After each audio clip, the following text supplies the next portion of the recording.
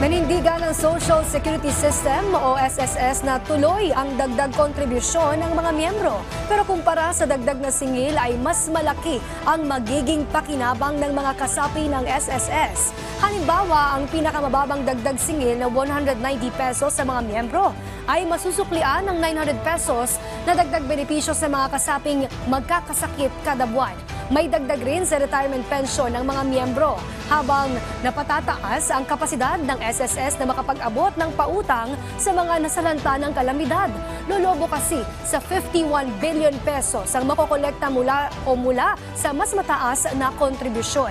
Sinabi ito ng SSS kasunod ng mga panawagang suspindihin ang SSS premium hike.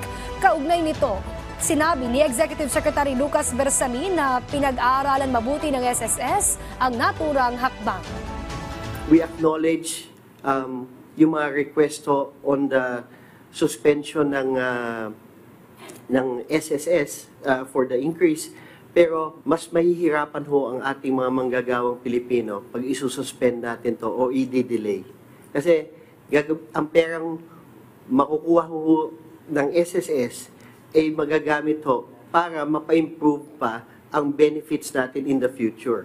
So pabayaan na natin muna na palagay ko maaring yung call na yan is maybe good for next year if it ever will be reviewed.